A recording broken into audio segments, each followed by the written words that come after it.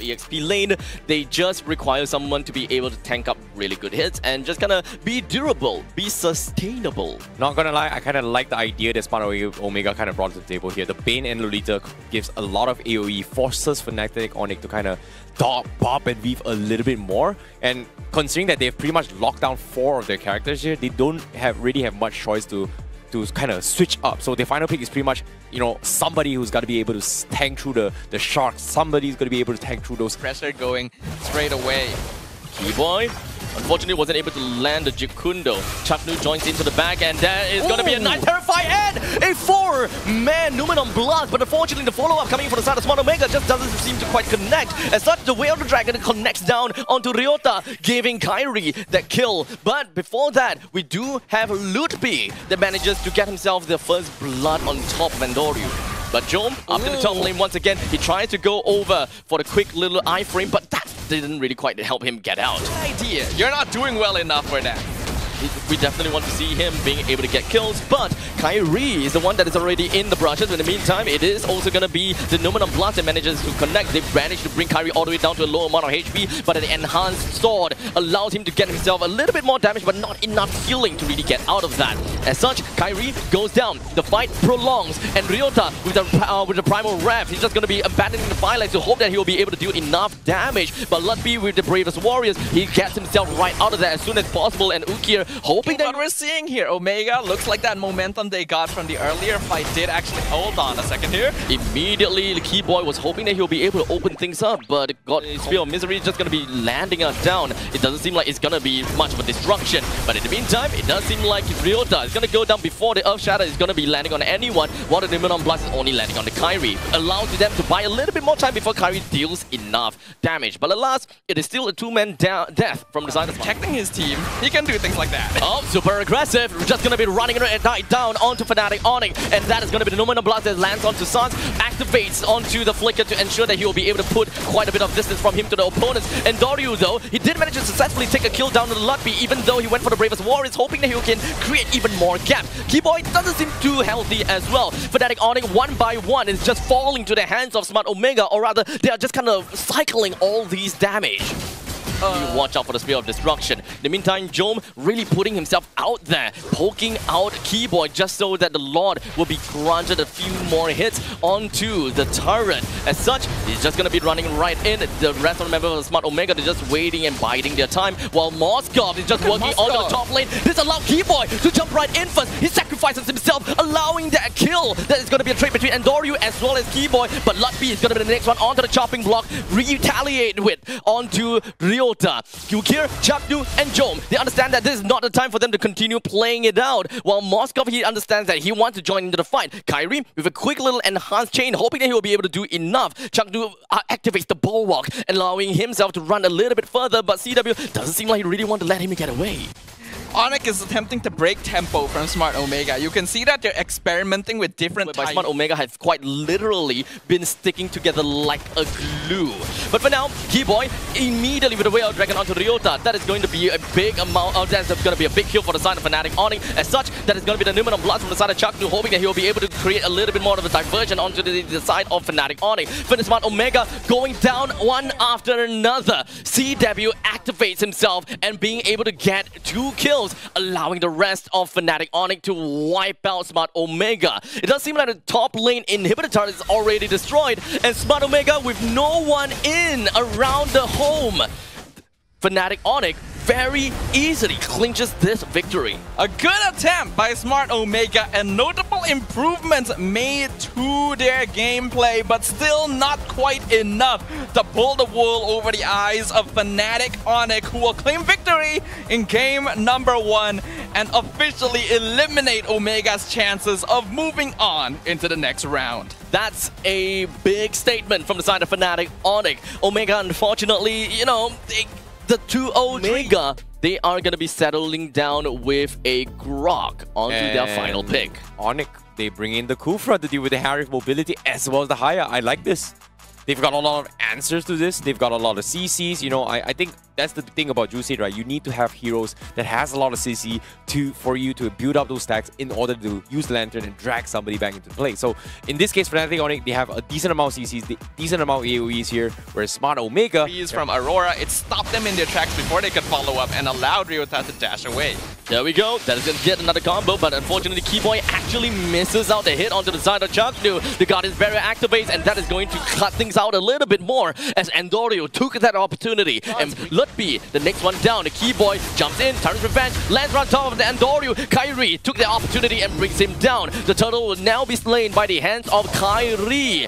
And now Fnatic ONIC really happy with the results. They have only lost Sans as well as Lutby for quite a bit of a favor. I don't know if Kyrie knew Jom was in there, but he just found him by accident. But I don't think that Jom will want to continue the fight, as now he purifies himself, ensuring that he would not go down or would not be yoinked out by Sans. But it doesn't seem like it is going to be enough, as he is going to go straight down. The next one on the chopping block is going to be Chaknu. That combination coming from Kyrie and Sans. The wild charge. Well, Andorio goes on the back lines, was hoping he will be able to do enough damage on the Lutby as he goes onto the primal range. Keyboy all alone, hoping that he will be able to do something, but he's going to be in the hearts of Smart Omega, allowing a double kill on top of Joe. Wanted and what they did. But for now, it is going to be the wall shot that is going to be landing right down on Lutby, and a chain frost down onto Lutby brings him down. And this is the fight for ONIC, as they are going to be retaliating. Kyrie gets himself a single kill, but Jom takes him down instead. A really good vengeance fight. While Jom, he runs back with a really good synchro chrono dash to get himself a little bit more shields. Smart Omega, they still have quite a lot of people to work around. Andorio with the OG Shadow kill brings Sans down.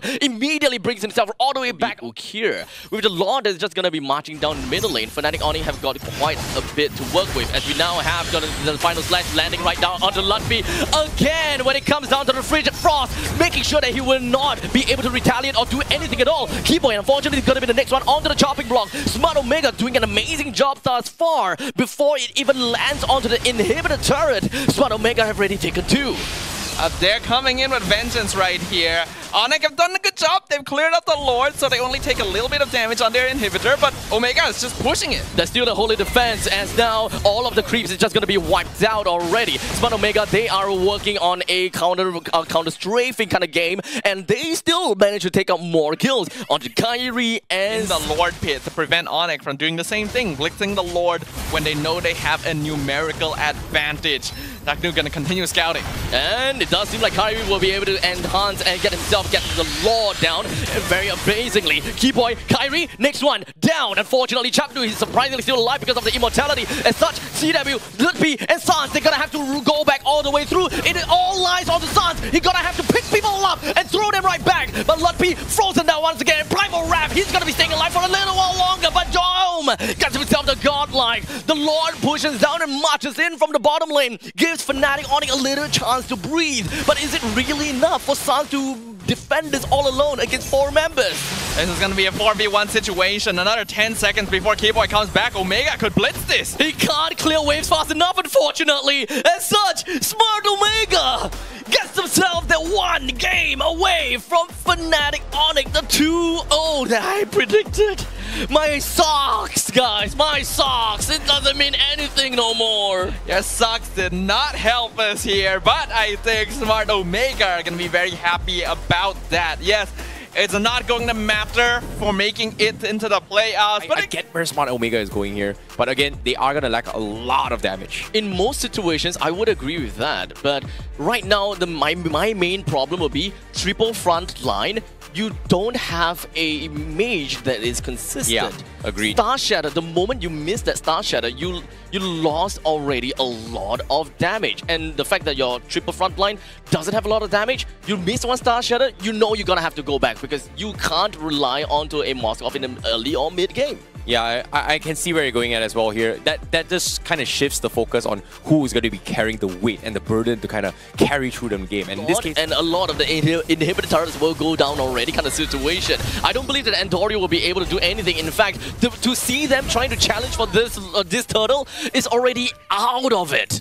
Yeah, that's a bad idea. He should. Yeah, it shows it's that you still delaying have the respawn. And you gotta have to really kill it before it respawns out. But in the meantime, it does seem like Smart Omega really wanted this kill on the side of Keyboy. So at least they did manage to find a little bit of a consolation. You gotta funnel it. Oh, that's way too much damage from the side of Fnatic ONIC. We are talking about a triple. They just melt anyway, and that is exactly what ONIC is doing. The Trail of Destruction lands right on top of Sans, but it doesn't seem like that is gonna be too big for them as the diversion allows Sans to run away. But the next one is going to be on the chopping block is going to be Kyrie as the Nominal Blast lands right on top of him. Ryota actually have decided to go for a flicker from Fnatic ONIC. It does seem like the Star Shadow is not going to land. Ryota with the penalty zone did manage to land on the one, but unfortunately that is going to be the Ammo Fender landing on Ryota. He's actually tanking and taking a lot of hits. He's still alive though, and Doryu runs in around Kyrie, brings him down. Ryota flickers backwards. He's going to be safe and sound for now. The rest of the members for the side of Fnatic ONIC just going to be hiding themselves right within of this square, while CW runs right in, leaps in, but it doesn't seem like that is going to be enough. He's tired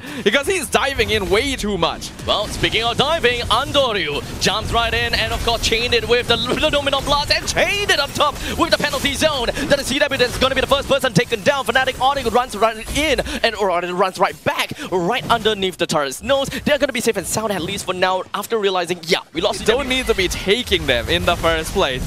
You need to be willing to sacrifice people here. Omega is going to keep running at you. You don't have to do the same. Wait, dude, are they really going to go this fight as well? Never mind, CW is joining in. Would they be having enough damage? Yes! Kyrie comes in from behind, gets a kill down on the Jome, while the Numinum Blast is just going to be landing. Ryota running all the way back. Lutpi swinging her yo-yo. Gets another one down to the name. And Chaknu all the way. Very scrappy. ONIC did manage to punish Omega for pushing too far there, but one wrong move and that could have cost them a lot. I am really surprised at how old on. Very uncharacteristic, but for now, the quick little jump coming in from Boxia's shielded Unity, who jumps in and finds himself sacrificing his life for technically nothing, as he wanted to go for the Lord Steel. So that is just a scouting tool. The rest of Fnatic ONIC is just working on very much poking mechanism. Look at the damage that's going to be landing on Doryu. Ryota jumps in with the penalty zone, landing on the two, allowing Ukir to get into the Star Shadow, getting one kill down on the Keyboy. The next one, the chopping block is going to be Kyrie Sans. The next one to the eyes of Ukir, the one and only Ukir, landing all of these Star Shatter. And CW understands that, yeah, I can't really do anything except for to fight back onto Andoryu. As such, CW takes that one kill. Lutpi right in the faces of Chaknu. He's just melting people down with those true damage that we are expecting to see. Ryota is going to be on the chopping block and is going to be executed and going down into the ground. The next one that probably will go down into the coffin is Chaknu. Lutpi and CW leading the charge, and they managed to find some opportunity from all of that demise. Yeah, they were feeling themselves a little bit too much here, and let's see if that punishes them enough to cost the game. Keyboy's looking for something, but it's not really landing anything just yet, as the members from Smart Omega is really respecting that I'm offended. Not quite yet, but at the top, middle, and bottom lane, the inhibitor turret is going to go straight down. Ryota start things off with the penalty zone, but no one from the side of Smart Omega is going to be following up because they're going to have to deal with this lot for now. The rest of the members from the side of Fnatic ONIC, especially CW, ran right in and tore everyone into shreds, allowing Fnatic ONIC to take this game for game number 3, allowing them this win of the series. That was just an absolute mess of a game right there. I do feel that the players enjoyed themselves midway through and then got